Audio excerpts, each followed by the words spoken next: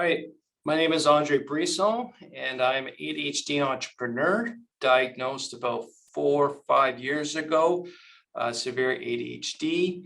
I own an engineering consulting company and currently working on developing a coaching company to help other ADHD entrepreneurs succeed in life. And I've been involved with CADDAC for a couple of years now, helping advocate for the adult ADHD, especially the successful, gifted person who is also often overlooked in the ADHD world and within society in general. We've always been told that you're too successful, you do too well at school to have ADHD, you're just not trying enough, or you're just finding reasons to be lazy.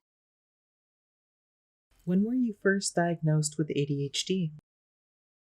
I was diagnosed at the age of 44 after a very tumultuous 4 or 5 years of my life, which I call my life tempest, where I lost my first company, got into a very bad partnership. And that's when my ADHD symptoms overtook me and controlled me for a couple of years and made living with me very, very difficult, made me very difficult to work with, lost clients and lost business around it. And I knew deep down inside that was not me. That was having all this emotional dysregulation. I was confused and it was not good for my kids. So I decided to go get help and I got diagnosed with ADHD. In grade school and high school, I was overlooked for ADHD because I was doing well, I was on the honors list, very successful. Even my GP to this day still says to me, I don't believe you have ADHD because you're very successful, but the psychiatrist that you got your diagnosis from, I highly respect, therefore I accept it. So as a child, the way I felt with my undiagnosed ADHD was I do not operate or see things or do things the way everyone else does. I was an outcast, an outsider.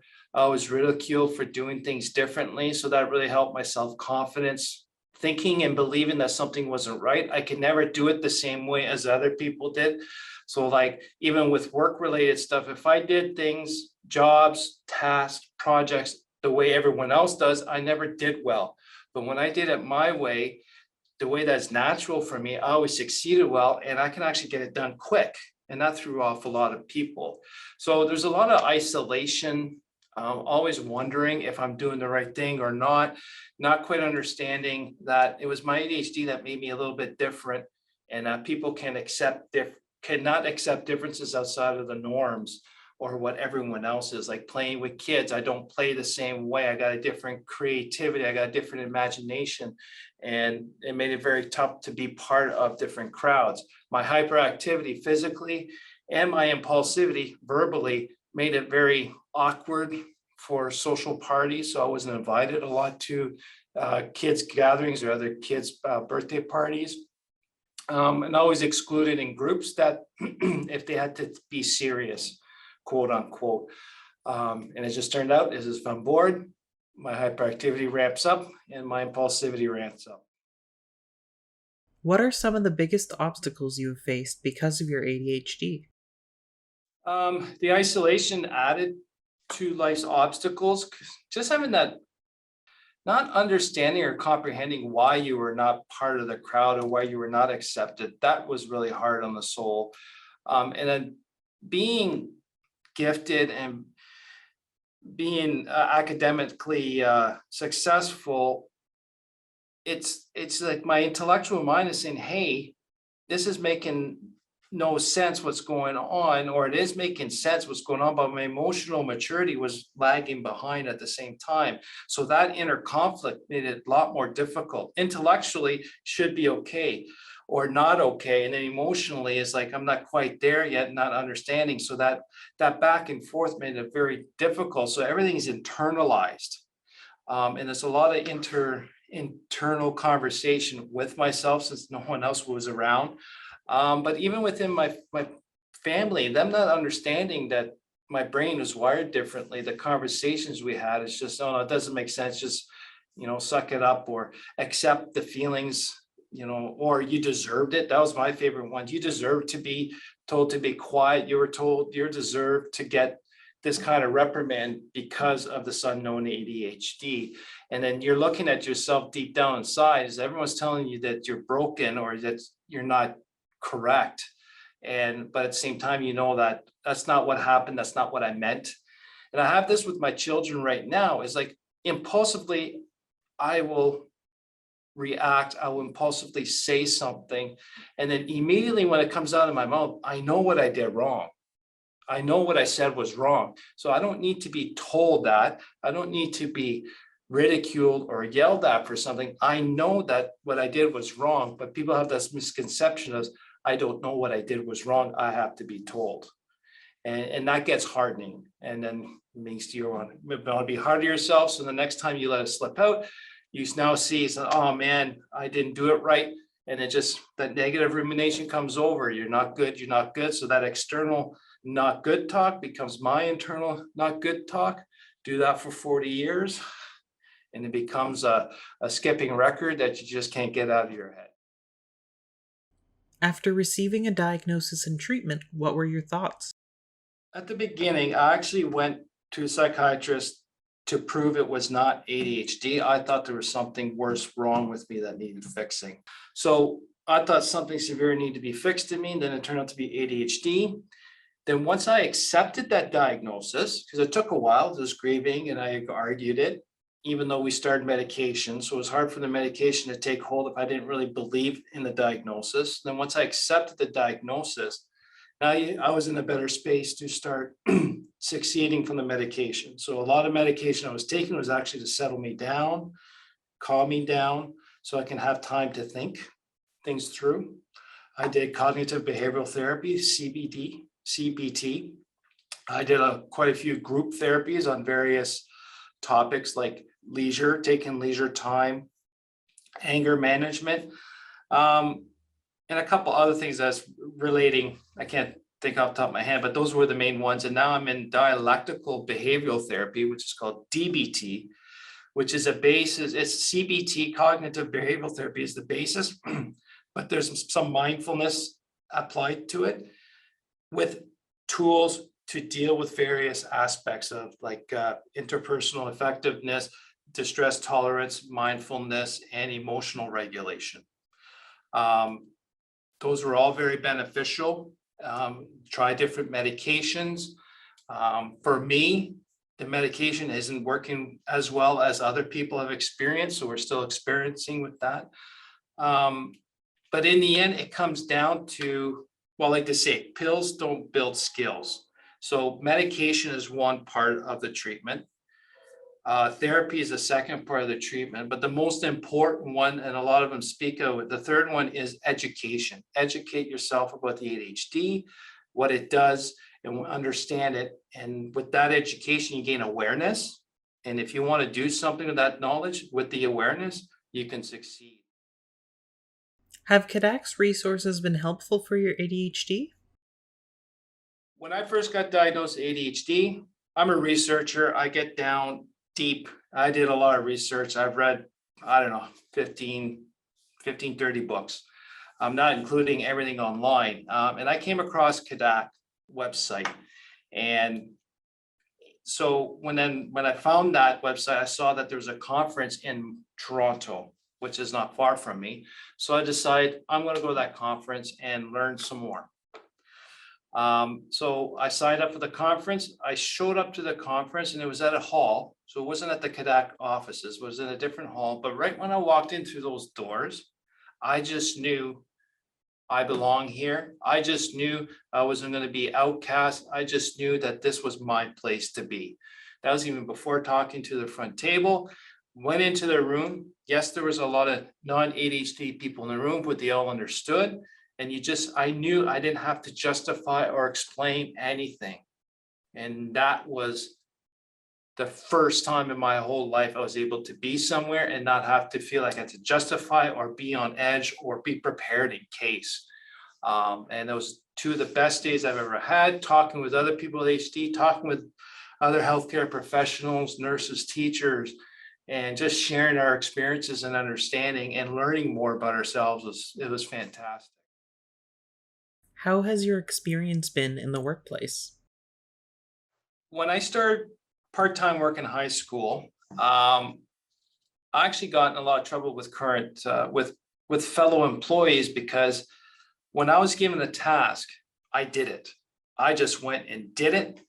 I didn't like to waste time because being physically hyperactive, I didn't like to sit idle. So I always did something. There was nothing to do, I'd find something.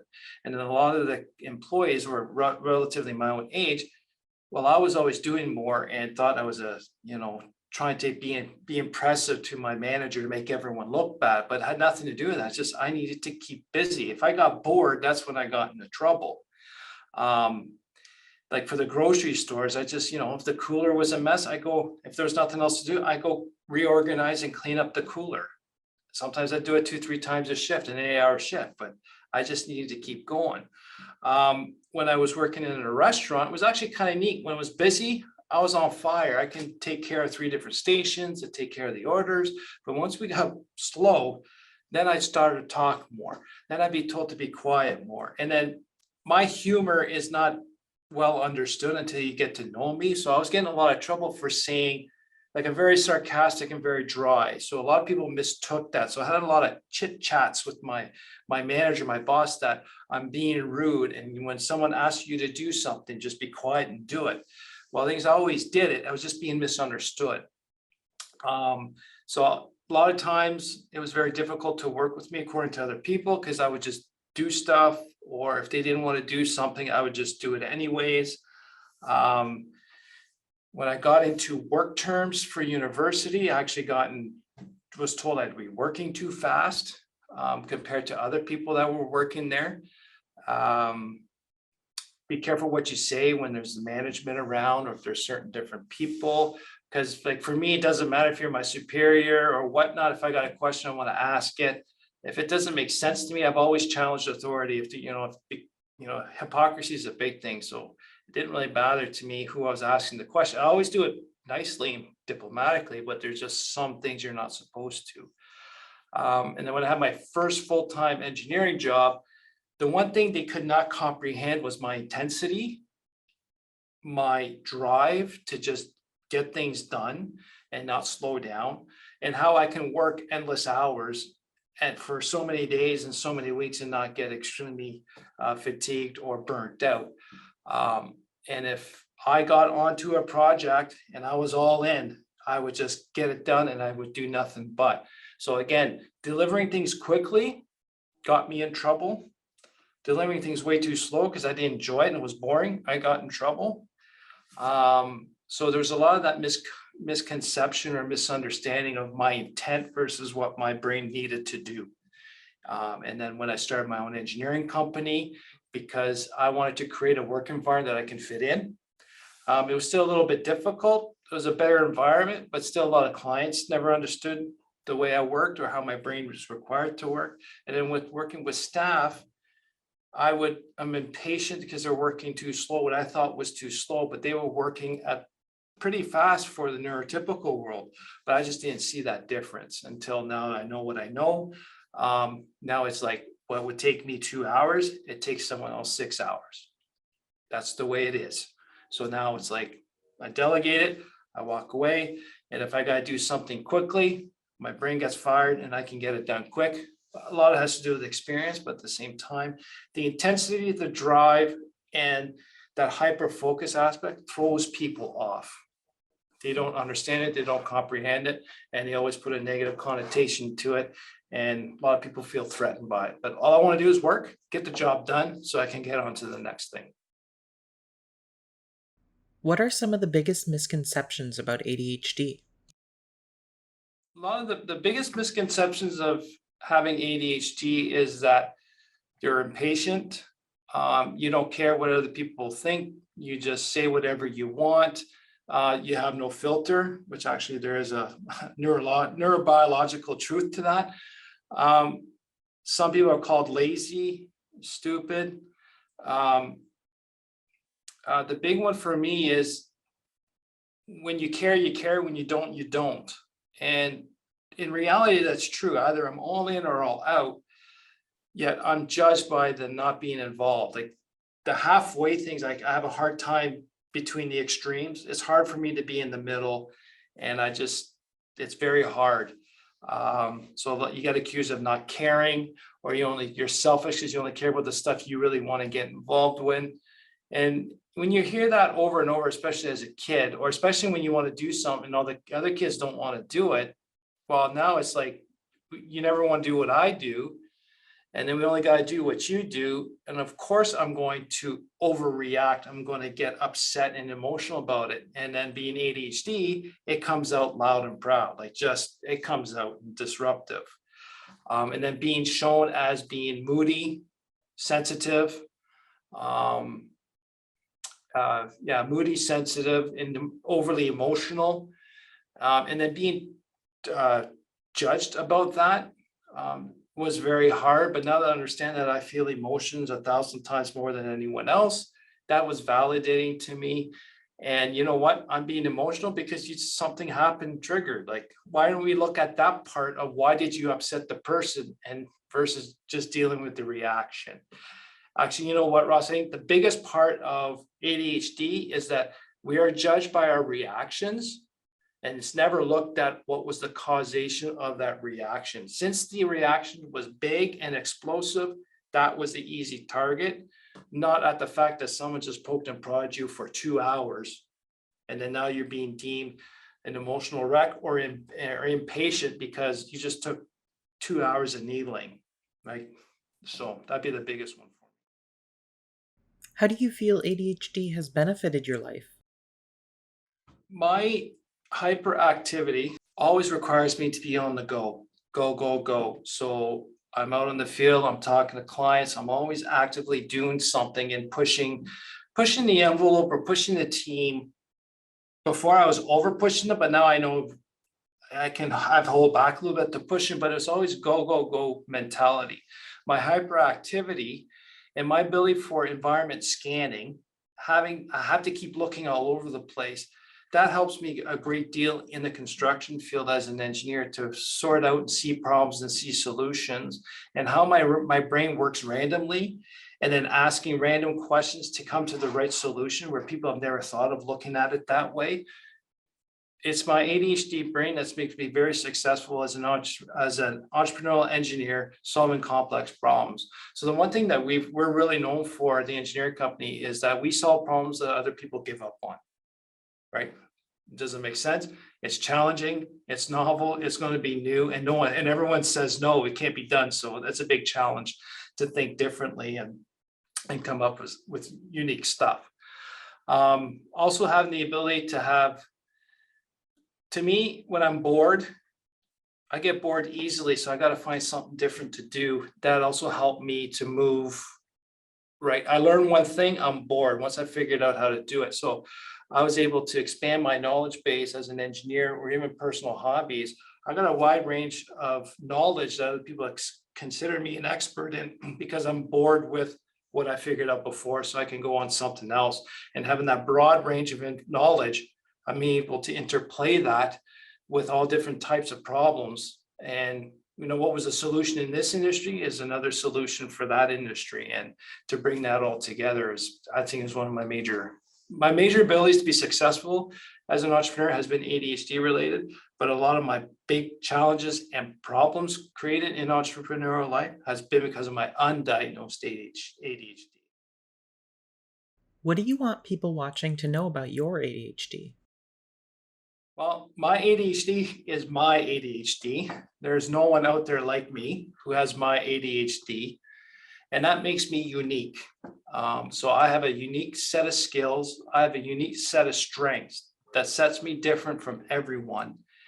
And there is value for what I do, how I do it, the way I do it out there. You have the value too in your own unique way of doing things because of your ADHD and your experience. And identify that, build your environment, structure so you succeed, and manage those symptoms so that they're your strengths. And it can't be done. You just got to advocate for it and find the right place for it.